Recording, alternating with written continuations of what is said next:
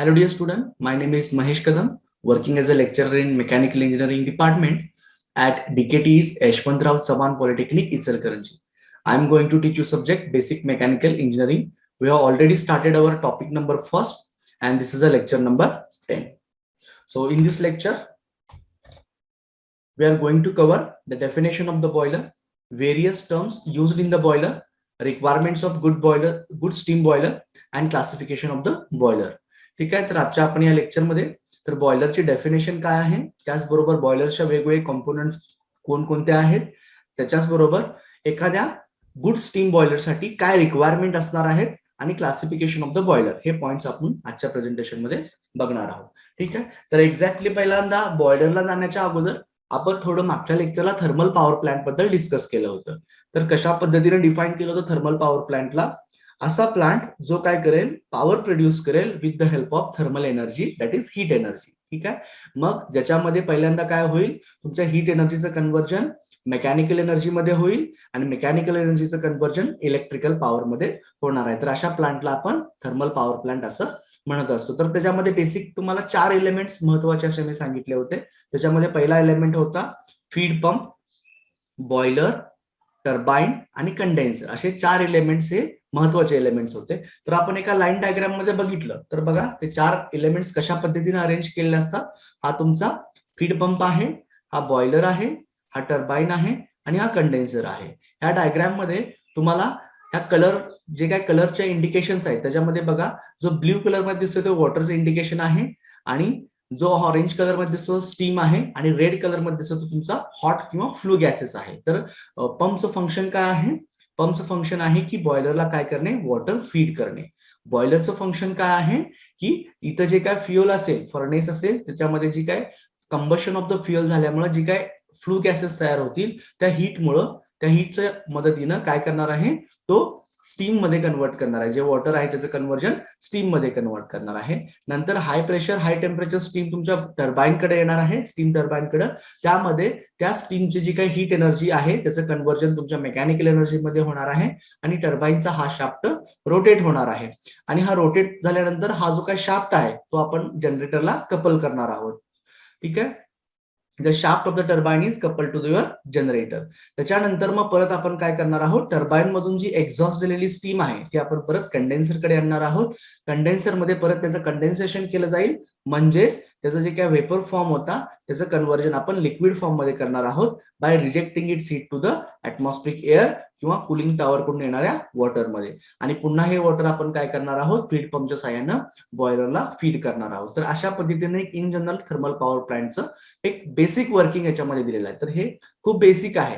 तर याच्यामध्ये भरपूर सारे पार्ट्स याच्यामध्ये ऍड होत असतात, त्याच्यामध्ये माउंटिंग्स असतात, एक्सेसरीज असतात. तर ते आपण डिटेलमध्ये जसं पुढे जाऊ तसं हळूहळू आपण ते बघणार आहोत. तर आता आपला जो काय फोकस आहे आजच्या लेक्चरला तो मेनली आहे तुमच्या बॉयलर वरती. ठीक आहे. तर मग बॉयलर बद्दल स्पेसिफिकली बोलायचं झालं तर बॉयलर आपण कशा पद्धतीने डिफाईन करू शकतो, काय फंक्शन त्याचं आपण बघितलं की बॉयलर काय आहे, एक डिव्हाइस आहे जो काय करतो, स्टीम जनरेट करतो. ठीक आहे. बाय हिटिंग द वॉटर, वॉटरला हीट करून तो स्टीम जनरेट करत असतो.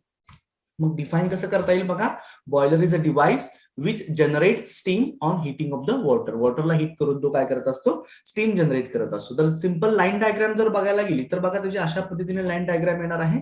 तर आपण एक बॉयलर दाखवलेला आहे ज्याच्यामध्ये आपण वॉटरचा सप्लाय करत आहोत आणि याच्यामध्ये आपल्याला हीट ऍड करावी लागते. We are adding the heat. ठीक आहे. हीट ऍड केल्यामुळे तुमचं काय होईल, हे जे काय वॉटर इथे दिसतंय त्याचं कन्व्हर्जन तुमच्या स्टीम मध्ये होणार आहे आणि इथून आपण ती स्टीम काय करणार आहे, बाहेर बॉयलर मधून घेणार आहे पुढच्या फंक्शनिंग साठी. जर एक अॅनिमेशन जर बघायचं झालं तर बघा अशा पद्धतीने ते असणार आहे.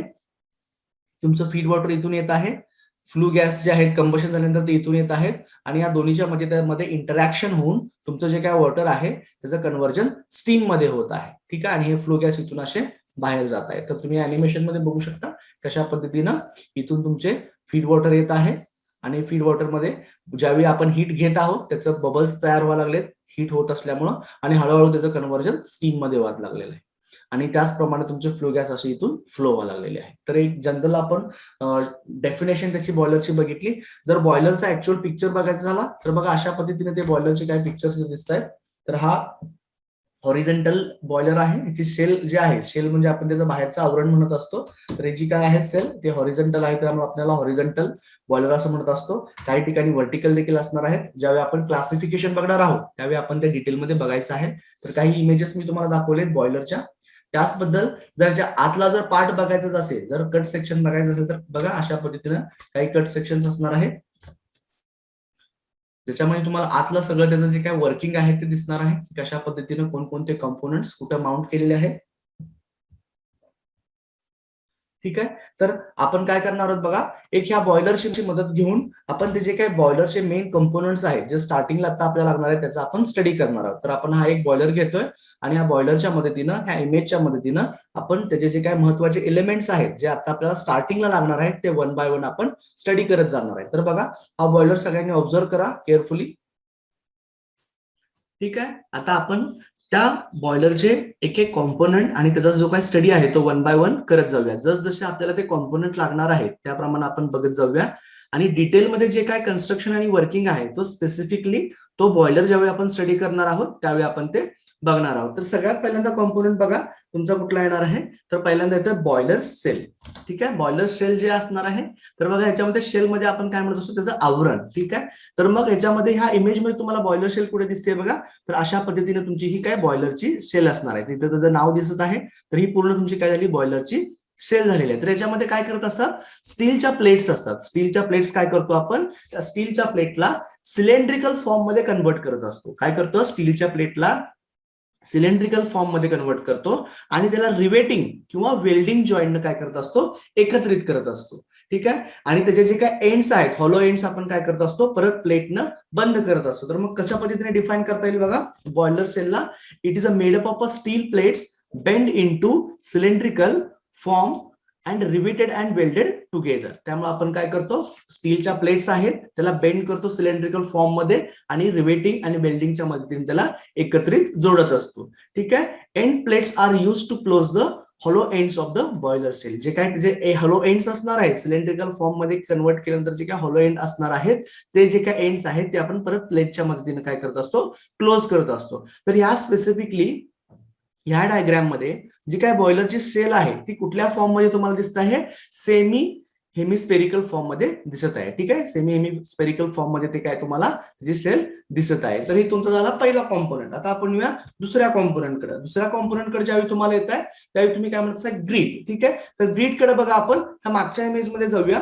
तर याच्यामध्ये ग्रीड तुम्हाला कुठे दिसतंय, इथं दिसतंय बघा. तर ह्यामध्ये काय केलेलं आहे, अशी एक ही प्लेट असणार आहे. ठीक आहे, एक प्लेट आहे की ज्याच्यामध्ये काय करतो आपण, त्याच्यावरती सगळे फ्युअल जे आहे, ठीक आहे, जे फ्युअल आहे म्हणजे वूड असेल, ठीक आहे, किंवा कोल असेल, त्याच्यावरती आपण त्या प्लेटवरती ठेवत असतो. एक तिथं प्लॅटफॉर्म असतो त्याच्यावरती आपण त्याला जे तुमचे फ्युअल आहे ते काय करत असतो, ठेवत असतो. तर त्याप्रमाणे आपण ग्रीडला कसं डिफाईन करणार आहे बघा, it is a platform in the combustion chamber. ठीक आहे, एक ग्रीड काय आहे, एक प्लॅटफॉर्म आहे कंबशन चेंबर मध्ये, अपॉन विच की ज्याच्यावरती आपण काय करतो, फ्युअल असेल, मग कोल असेल, वूड असेल, इज बर्न, की त्या प्लॅटफॉर्म मध्ये आपण ते ठेवत असतो फ्युअल आणि तिथं ते काय केलं जातं, बर्न केलं जातं. ठीक आहे, तर तुम्हाला एक इमेज दाखवतोय. तर या इमेज मध्ये बघा दिसेल तुम्हाला अशा पद्धतीनं बॉयलरच्या आतमध्ये कंबशन चेंबर मध्ये तुमचा असं काय असणार आहे, एक बॉयलरचा ग्रीट असणार आहे. तर याच्यामध्ये काय केले, तर हे कशापासून बनलेलं आहे बघा, तर याच्यामध्ये पण काय परत कास्ट आयर्नच्या अशा काय प्लेट्स आहेत. ठीक आहे, कास्ट आयर्नच्या अशा प्लेट्स आहेत ज्या पॅरलली अशा पद्धतीने काय केले, अरेंज केलेले आहेत आणि त्याच्या दोन्हीमध्ये काहीतरी स्पेसिंग प्रोव्हाइड केलेलं आहे. ठीक आहे, तर ते स्पेसिंग का प्रोव्हाइड करायचं, जेणेकरून त्याच्यामध्ये एअरचं जे काही सर्क्युलेशन असणार आहे ते प्रॉपर असायला पाहिजे, जेणेकरून एअर त्याच्यामध्ये इझिली फ्लो व्हायला पाहिजे फॉर कंबशन इफेक्टिव्ह होण्यासाठी. तर बघा मग आपण काय म्हणू शकतो, the grate is generally consist of cast iron bars arranged parallelly with some space between each other. This is done to ensure that air required for combustion can be pass through them. त्याच्या दोन्हीमध्ये air तुमची जी काय आहे ती easily pass झाली पाहिजे, त्यासाठी आपण काय करत असतो, दोन्हीमध्ये स्पेस ठेवत असतो. तर हे झालं तुमच्या ग्रेडच्या बाबतीत. आता हा जो काय जर सरफेस एरिया जर आपण बघितला, ठीक आहे, सरफेस एरिया जर आपण बघितला, surface area of the grate over which the fire is takes place is known as a grate surface. म्हणजे बघा आपल्याला काय म्हणायचं आहे, हा जो काय सरफेस एरिया आहे, ठीक आहे, ज्याच्यावरती तुमचं ऍक्च्युअल फायर टेक्स प्लेस होणार आहे त्याला आपण काय म्हणत असतो, it is known as a grate surface. ठीक आहे, the surface area of the grate over which the fire takes place is known as a grate surface. ठीक आहे, हा तुमचा सेकंड कॉम्पोनंट झाला. आता आपण थर्ड कॉम्पोनंट कडे येऊया. थर्ड कॉम्पोनंट आहे तुमचा फर्नेस. ठीक आहे, फर्नेस म्हणजे काय असणार आहे, एक क्लोज्ड स्ट्रक्चर असणार आहे जिथे तुमचं जे काही कंबशन आहे ते इनिशिएट होणार आहे आणि कंबशन प्रोसेस तुमची चालू होणार आहे. मग तुम्ही कंबशन तुमच्या फर्नेसला कशा पद्धतीने डिफाईन करू शकता की फर्नेस काय आहे. आता जर आपण फर्नेसचा विचार करायला गेला तर लोकेशन जर बघता तर लोकेशन कुठं आहे बघा, सेलच्या खाली. ठीक आहे, सेलच्या खाली आहे आणि ग्रेडच्या वरती आहे. ठीक आहे, मग सेल आपण फर्नेसचं लोकेशन कसं सांगतो, furnace is located at below the shell and above the grate. ठीक आहे, सेलच्या खाली आणि ग्रीडच्या वरती आपली फर्नेस असणार आहे. त्याचं फर्नेस कशासाठी असणार आहे, जिथे तुमचं कंबशन जे काय आहे ते कंबशन पूर्ण होण्यासाठी, जिथे ऍक्च्युअल मध्ये आपण काय करतो, तुमचे फ्युएल जे आहे ते काय करतो, बर्न करतो, त्याला आपण काय म्हणत असतो, फर्नेस म्हणत असतो. तर बघा डिफाईन करायला गेलं तर कसं करता येईल, मग it is a enclose structure above the grade. ठीक आहे, ग्रेडच्या वरती अँड बिलो द बॉयलर सेलच्या खाली, in which the fuel is actually burn, की त्याच्यावरती आपण काय करणार आहे, तुमचं फ्युअल ऍक्च्युअल मध्ये बर्न करणार आहे. ठीक आहे, it is also known as a fire box. त्याला आपण दुसरं नाव काय देणार आहे, it is also known as the fire box. ठीक आहे, मग याच्यामध्ये आपण ज्यावेळी बघा मग पुढे काय म्हणतोय, due to combustion of the fuel hot gases are produced. Combustion of the fuel झाल्यानंतर तुमचे काय होणार आहेत, हॉट गॅसेस प्रोड्यूस होणार आहेत, which are supplied to the boiler surface to produce the steam. आणि नंतर हे जे काय हॉट गॅसेस आहेत तो आपण काय करणार आहे, बॉयलरला सप्लाय करणार आहे, बॉयलरच्या सरफेसला, जेणेकरून काय होईल, तिथं जे काय वॉटर आहे त्याचं कन्व्हर्जन स्टीम मध्ये व्हायला चालू होणार आहे. ठीक आहे, हे झालं फर्नेसच्या बाबतीत. आता आपण नेक्स्ट करूया कंबशन चेंबरकडे. ठीक आहे, नेक्स्ट तुमचा कंबशन चेंबर आहे. तर याच्यामध्ये बघा कंबशन चेंबर मध्ये आपण जर बघायला गेलं, नेक्स्ट पार्ट जो आहे तो, त्याचं लोकेशन कुठे दाखवते या डायग्राम मध्ये, कंबशन चेंबर इथं दाखवते. ठीक आहे, फर्नेस मधून जे काय आलेले फ्लू गॅसेस आहेत ते एअर बरोबर थरोली मिक्स होण्यासाठी आपण एक पॅसेज प्रोव्हाइड करत असतो, एक स्पेस प्रोव्हाइड करत असतो, त्याला आपण कंबशन चेंबर असं म्हणत असतो. ठीक आहे, जे चेंबर म्हणजे काय असणार आहे, एक स्पेस असणार आहे जिथे तुमचं कंबशन काय होणार आहे, इफेक्टिव्ह होणार आहे, थरोली मिक्स होणार आहे तुमच्या एअर बरोबर. म्हणजे बघा कसं म्हणू शकतो, it is a space provided in some boiler furnace where the gases from the fire get thoroughly mixed with the air. तुम्ही या डायग्राम मध्ये बघू शकता की कशा पद्धतीने कंबशन चेंबर इथं दाखवलेलं आहे, जिथं कंबशन तुमचं इफेक्टिव्हली होत आहे. ठीक आहे, तर नेक्स्ट पार्ट आपण बघणार आहोत बॉयलर माउंटिंग्स. तर बघा माउंटिंग्स आणि ऍक्सेसरीज असे दोन पार्ट असणार आहे. ठीक आहे, तर mountings are those device which can mount on the boiler shell for safe and working of the operation. बॉयलरचं वर्किंग सेफ होण्यासाठी आपण काही डिव्हाइस कंपल्सरी त्याच्यावरती माउंट करत असतो, त्या डिव्हाइसला आपण काय म्हणणार आहोत, माउंटिंग्स असं म्हणणार आहोत. म्हणजे आपल्याला कशा पद्धतीने डिफाईन करता येईल बघा, mountings these are the fitting mounted on the boiler provided for safe working of the boiler. बॉयलरचं वर्किंग सेफ होण्यासाठी आपण काही डिव्हाइस त्याच्यावरती फिट करत असतो, माउंट करत असतो, त्याला आपण काय म्हणणार आहोत, it is known as the mounting. मग माउंटिंग आपण कशासाठी युज करत असतो, याच्यावरून आपण काय कन्क्लूड करतो, mountings govern the proper functioning of the boiler. बॉयलरचं फंक्शनिंग जे काय आहे ते प्रॉपर होण्यासाठी आपण ते डिव्हाइस ऍड करत असतो. मग असे कोणकोणते डिव्हाइस आहेत जे आपण काय करतो की त्याचं सेफ वर्किंग होण्यासाठी माउंट करत असतो. तर त्याच्यामध्ये बघा एक्झाम्पल म्हणून काय येणार आहे, it is water level indicator येईल, प्रेशर गेज येईल, सेफ्टी वॉल्व येईल. तर तुम्ही या डायग्राम मध्ये बघू शकता बघा, वॉटर लेवल इंडिकेटर कुठं आहे, इथं दाखवलेलं आहे. तर वॉटर लेवल इंडिकेटर, तर त्याचं प्रत्येकाचं फंक्शन काय असणार आहे ते आपण डिटेलमध्ये पुढे ज्यावेळी माउंटिंग आणि एक्सेसरीचा सेपरेट पार्ट बघणार आहोत त्यावेळी आपण बघणार आहोत. तर इथं इन डिटेल जाण्यापेक्षा आपण थोडं मी तुम्हाला सांगतोय की वॉटर लेवल इंडिकेटरचं फंक्शन काय, to indicate the level of the water in the boiler. Boiler मध्ये जे काय वॉटर आहे त्याचे लेवल इंडिकेट करायचं काम कोण करणार आहे, वॉटर लेवल इंडिकेट करणार आहे. प्रेशर गेज कुठं बसवलंय बघा, इथं प्रेशर गेज बसवलेलं आहे. तर प्रेशर गेजचं फंक्शन काय असणार आहे की तिथं जे काय स्टीम असणार आहे, स्टीमचं प्रेशर असो किंवा वॉटरचं प्रेशर असो, तर वॉटरच्या प्रेशरसाठी स्टीमचं प्रेशर दाखवण्यासाठी जे डिव्हाइस असतं त्याला आपण प्रेशर गेज असं म्हणत असतो. नंतर आपण सेफ्टी वॉल बसवलेला आहे. सेफ्टी वॉलचं फंक्शन काय असणार आहे, सेफ्टी वॉलचं की जर बॉयलर मधलं जर प्रेशर डिझाईन लिमिट पेक्षा एक्सीड झालं, ज्या पद्धतीनं आपल्या कुकरमध्ये काय होतं, शिट्टी होत असते, जर तिथलं प्रेशर एक्सीड झाल्यानंतर आपोआप तुमची जी काय स्टीम आहे ती बाहेर टाकली जाते, त्याप्रमाणे तुमचा काय असणार आहे, हा सेफ्टी वॉल्व असणार आहे. तर हे झाले तुमच्या माउंटिंगच्या बाबतीत. तर माउंटिंग आपण काय सांगू शकतो, mountings are the compulsory to mount. आपल्याला ते माउंट करायलाच पाहिजे जेणेकरून तुमच्या बॉयलरचं वर्किंग काय होणार आहे, सेफ होणार आहे. आता दुसरा पार्ट कडे येऊया आपण, नेक्स्ट पार्ट कडे, ज्याला आपण ऍक्सेसरीज म्हणत होतो. ज्याप्रमाणे आपला मोबाईल असेल आणि मोबाईलला पण आपल्या काही ऍक्सेसरीज असतात, जसं हेडफोन एक ऍक्सेसरी आहे. ठीक आहे, तो नसेल तर मोबाईल आपला चालत नाही असं नाही, तो चालतो, पण ऍक्सेसरी म्हणून आपण युज करू शकतो फॉर कम्फर्टेबल इफिशियंटली युज करण्यासाठी. तर त्याचप्रमाणे काय असणार आहे, बॉयलरच्या देखील काही ऍक्सेसरीज असणार आहेत. मग ऍक्सेसरीजला आपण कसं म्हणू शकतो की ऍक्सेसरीज काय होतात, त्या बॉयलरचा इंटिग्रल पार्ट म्हणून ऍक्ट होतात. Accessories are the accessories forms the integral part of the boiler, आणि त्या फिट करत नाही आपण माउंट मध्ये, ते इंटिग्रल पार्ट होत असतात. आणि ते कशासाठी वापरत असतो, these are use to increase the efficiency of the boiler. बॉयलरची इफिशियन्सी इन्क्रीज करण्यासाठी आपण त्याला युज करत असतो. म्हणजे बघा आपण कसं म्हणू शकतो, ठीक आहे, this devices, these are the devices which forms and integral part of the boiler. ते काय होतात, integral part of the boiler म्हणून ते फॉर्म होतात. They are not the fittings mounted on the boilers like the mounting. आपण त्याला mount करत नाही ऍज अ बॉयलर माउंटिंग सारखं. आणि कशासाठी आपण वापरत असतो, these are use to increase the efficiency of the boiler. बॉयलरची इफिशियन्सी इन्क्रीज करण्यासाठी आपण ते वापरत असतो. जर एक्झाम्पल म्हणून बघायला गेलं तर आपण काय बघू शकतो, तर एक्झाम्पल येऊ शकतो, सुपर हिटर येऊ शकतो, इकॉनॉमायझर येऊ शकतो, ठीक आहे. These are the various accessories. तर आता सुपर हिटरचं जर आपण फंक्शन बघायला गेलं तर ते काय असणार आहे, तुमची ड्राय सॅच्युरेटेड स्टीम आहे, तर ड्राय सॅच्युरेटेड स्टीमला परत आपण काय करतो, पुन्हा हीट करत असतो. त्यावेळी आपण त्याला सुपर हिटेड स्टीम असं म्हणत असतो. आणि जे सुपर हिटिंग स्टीम जनरेट करायचं काम कोण करत असतं, त्या डिव्हाइस असतं ते सुपर हिटर आपण त्याला म्हणत असतो. तर हे काय करणार आहे, फ्लू गॅसच्या मदतीनं ड्राय सॅच्युरेटेड स्टीमचं पुन्हा हीट करून त्याला सुपर हिटेड स्टीम मध्ये बनवत असणार आहे. आणि इकॉनॉमायझरचं फंक्शन काय असणार आहे, to pre heat the water before sending to the boiler. बॉयलरला आपण वॉटर देण्याच्या अगोदर आपण फ्लू गॅसच्या मदतीने ते काय करणार आहे, आपण हीट करणार आहोत, जेणेकरून आपल्याला कंबशन मध्ये लागणारी हीट काय आहे ती कमी लागावी. त्यासाठी आपण काय करत असतो, इकॉनॉमायझर युज करत असतो. म्हणजे हे सगळे डिव्हाइस वापरल्यामुळे आपले काय होती, बॉयलरची इफिशियन्सी काय होत असती, इम्प्रूव्ह होत असती. तर त्यासाठी हे ऍक्सेसरीज हे डिव्हाइस असतात. तर ठीक आहे, तर हे झाले काही आता लागणारे इसेन्शियल पार्ट्स आपण बघितले.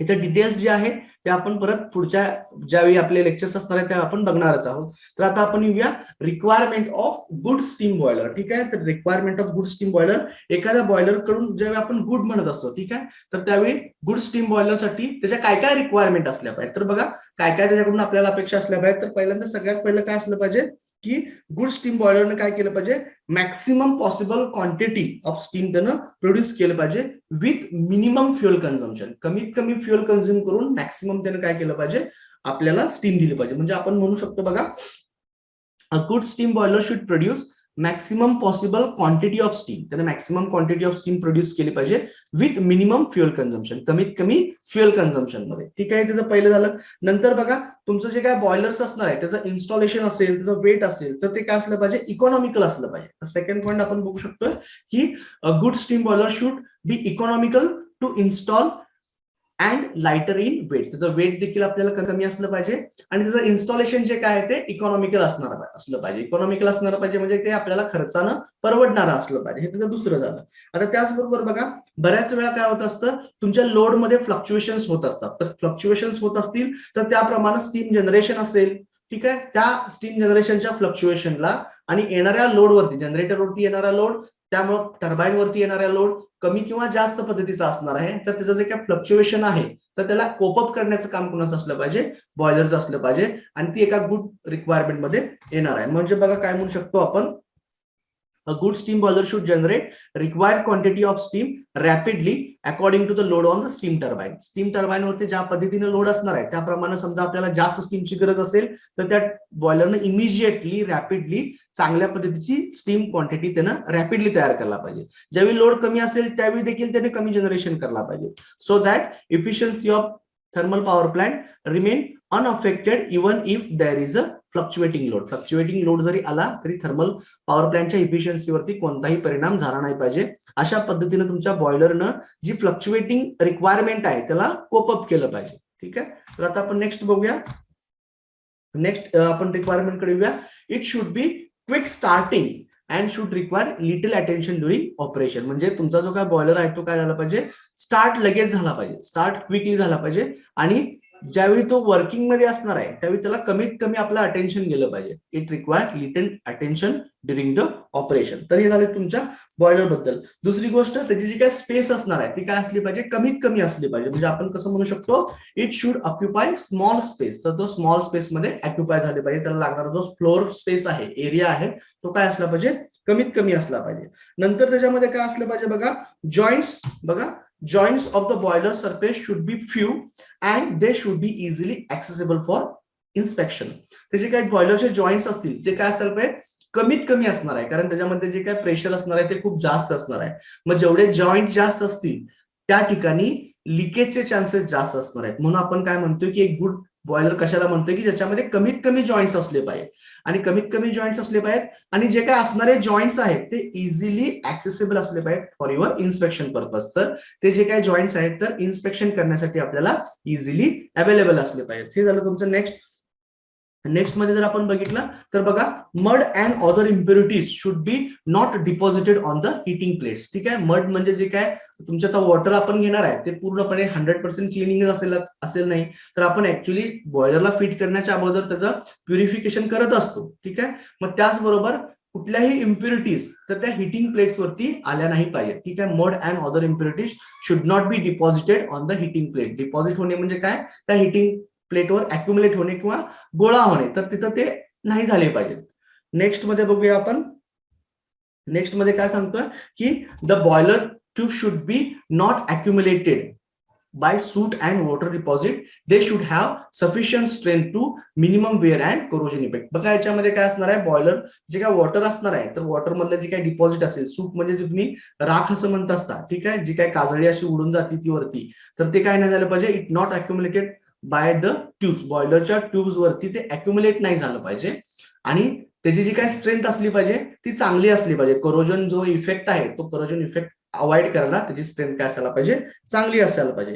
आणि नेक्स्ट आणि महत्वाचा पार्ट म्हणजे काय, आता जे काय आपलं बॉयलरचं जे काय एक ऑथॉरिटी आहे जे बॉयलरच्या जे स्टँडर्ड स्पेसिफिकेशन बद्दल रेग्युलेट करत असतं त्याला आपण काय म्हणत असतो, इंडियन बॉयलर रेग्युलेशन, IBR.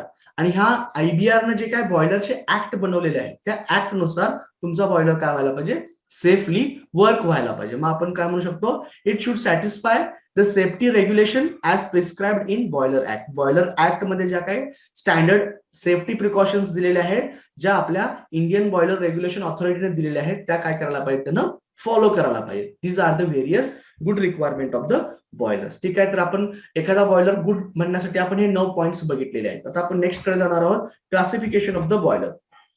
तर बघा, बॉयलरचं आपण क्लासिफिकेशन करणार आहे.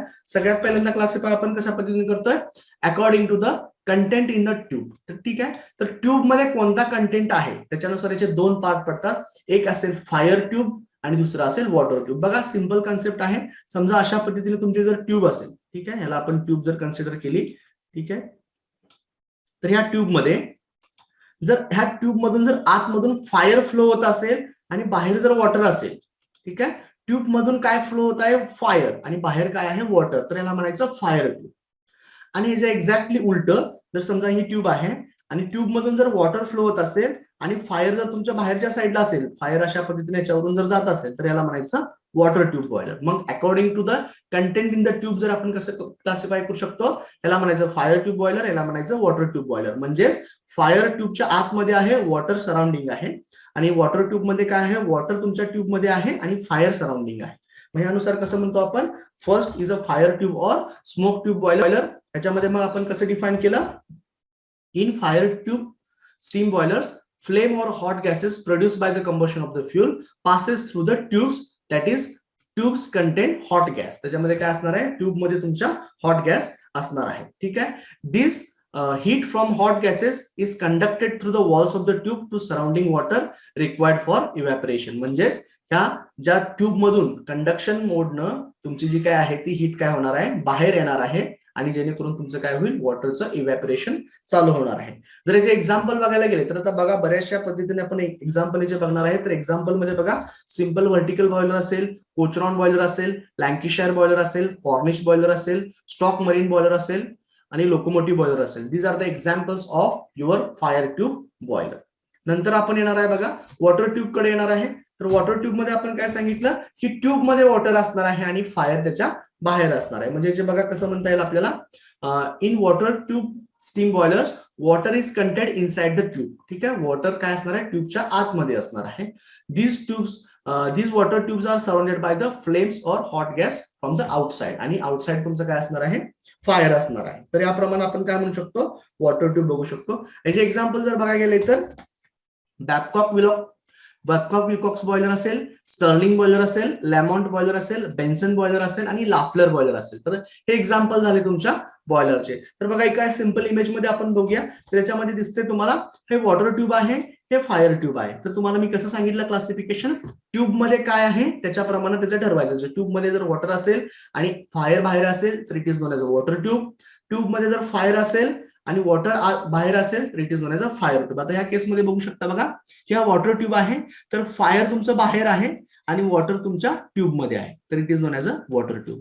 आणि ह्या केसमध्ये बघू शकता बघा फायर तुमच्या ट्यूब मधून फ्लो व्हायला लागलाय, ह्या कलर मध्ये दिसतंय, आणि वॉटर तुमच्या ट्यूबच्या बाहेर आहे. तर ह्याला तुम्ही म्हणू शकता it is known as a fire tube. तर ट्यूब मध्ये काय आहे त्याप्रमाणे आपण क्लासिफिकेशन बघितलं, fire tube boiler and water tube boiler. तर नेक्स्ट कडे आपण जातोय.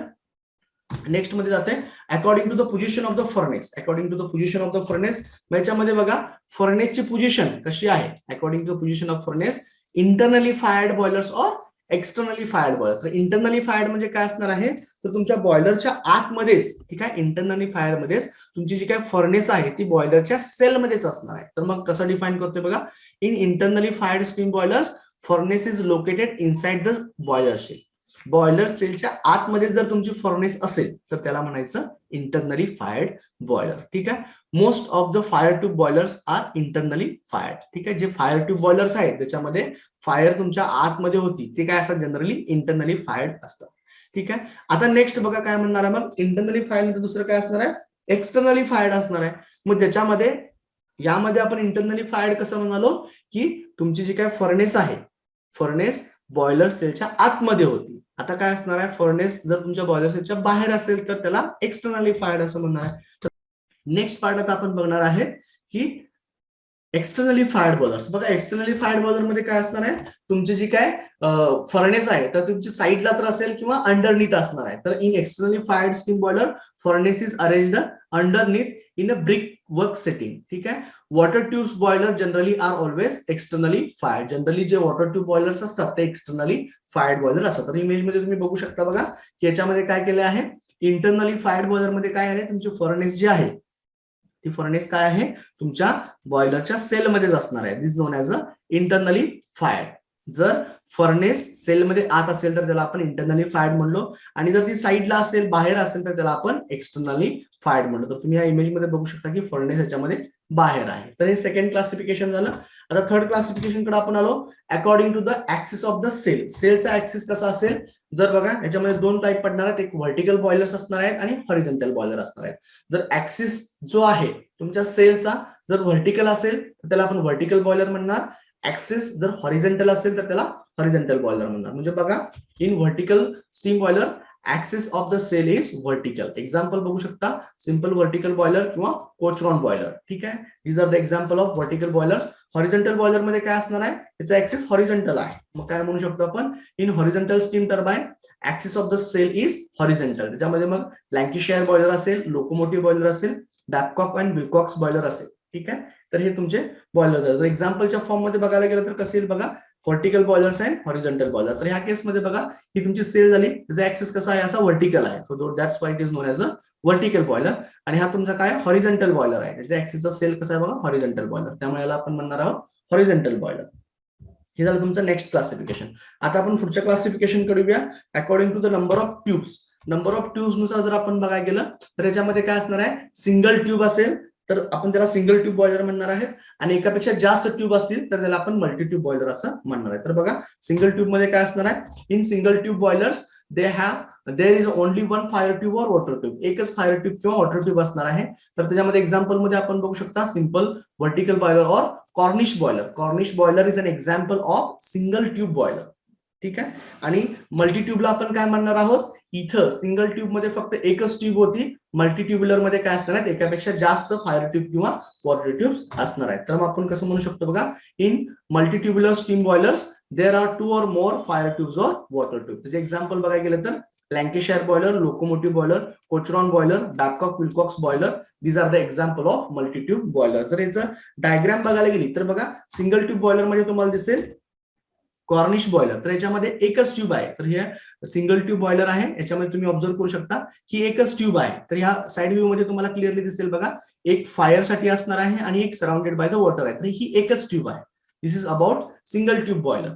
आणि जर आपण मल्टीट्युब्युलर कडे गेलो तर मल्टीट्युब्युलर कसं असणार आहे बघा की जे तुम्हाला मल्टिपल ट्यूब दिसतात का, ही एक ट्यूब, दोन, अशा multiple numbers of water tubes असणार आहे. तर याला आपण काय म्हणत असतो, मल्टीट्युब्युलर बॉयलर. तर नंबर ऑफ ट्यूब नुसार सिंगल ट्यूब आणि मल्टी ट्यूब. तर सिंगल ट्यूब आपण कधी म्हणणार एक, फक्त एकच फायर ट्यूब असेल किंवा वॉटर ट्यूब असेल तर, आणि मल्टीट्युब्युलर काय म्हणणार, एक पेक्षा जास्त असेल तर त्याला मल्टीट्युब्युलर म्हणणार आहे. तर एक्झाम्पल जर बघायला गेलं तर सिंगल ट्यूबचं आपण काय बघितलं, Cornish boiler is an example of single tube boiler, आणि मल्टीट्यूब बॉयलरचं एक्झाम्पल आपण इथं बघितलं.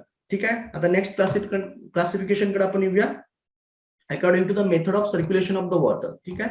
तर ज्यावेळी आपण वॉटर सर्क्युलेट करत असतो तर त्या सर्क्युलेशन ऑफ द वॉटर नुसार कशा पद्धतीने क्लासिफिकेशन होते ते आता आपण बघूया. According to the method of circulation of the water. तर याच्यामध्ये दोन टाइप्स असणार आहेत.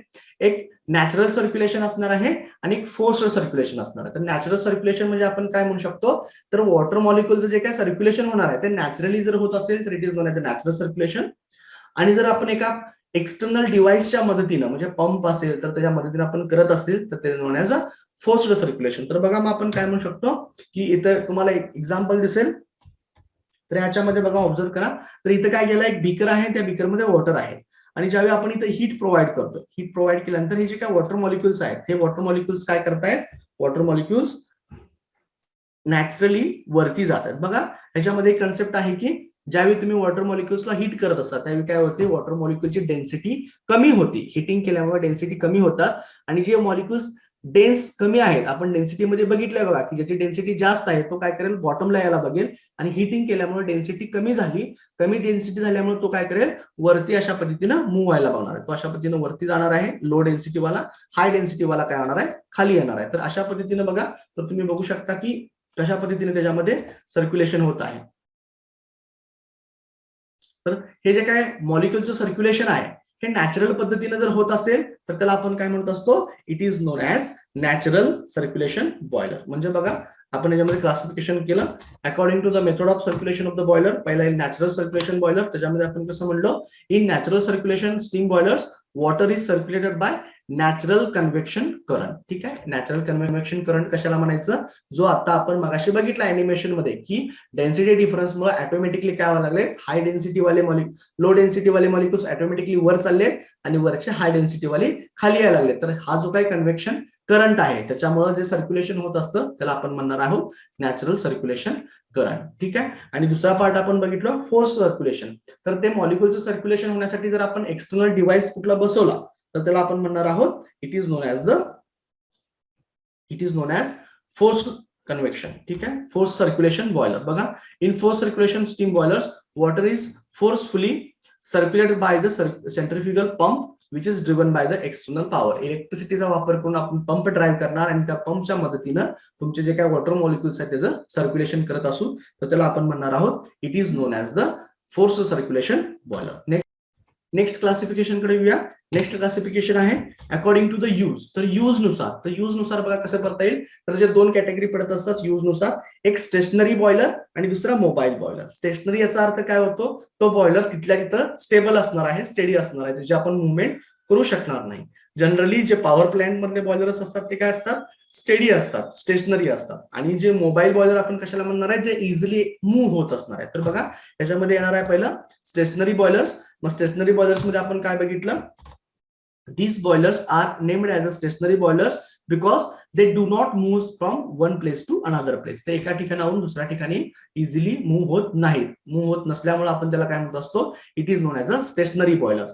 दे are used in the power plant. Generally जे पॉवर प्लांट मधले बॉयलर असतात त्याला आपण स्टेशनरी बॉयलर असं म्हणू शकतो. एक्झाम्पल मध्ये आपण बॅबकॉक विल्कॉक्स किंवा कोचरॉन बॉयलर याला म्हणू शकतो. आता याच्या उलट मोबाईल बॉयलर आपण कुणाला म्हणणार आहोत? नेक्स्ट मोबाईल बॉयलर, जे बॉयलर इझिली वन प्लेस पासून दुसऱ्या प्लेस पर्यंत मूव्ह होत असणार आहे. तर बघा याच्यामध्ये कसं म्हणू शकतो आपण, these boilers are named as a mobile steam boiler because they can move from one place to another place. तर एका ठिकाणाहून दुसऱ्या ठिकाणी ते इझिली मूव्ह होत असतात. तर एक्झाम्पल म्हणून आपण बघू शकतो locomotive boiler, shell marine boiler, these are the mobile boilers. तर पुढच्या क्लासिफिकेशन कडे आपण जाऊया.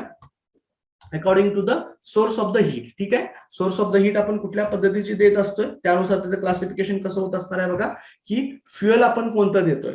ठीक आहे, the fuel used may be 3 पद्धतीचे आपण फ्युएल वापरू शकतो. सॉलिड फ्युएल वापरू शकतो, लिक्विड फ्युएल वापरू शकतो आणि गॅसेस फ्युएल पण आपण वापरू शकतो for the generation of the heat. तर हीट सोर्स कोणता आहे त्याप्रमाणे हे 3 टाइप्स पडतील तुमचे, सॉलिड फ्युएल असेल, लिक्विड फ्युएल असेल आणि गॅसेस फ्युएल असेल. तर या फ्युएल नुसार तुमचे हे 3 कॅटेगरी पडणार आहे.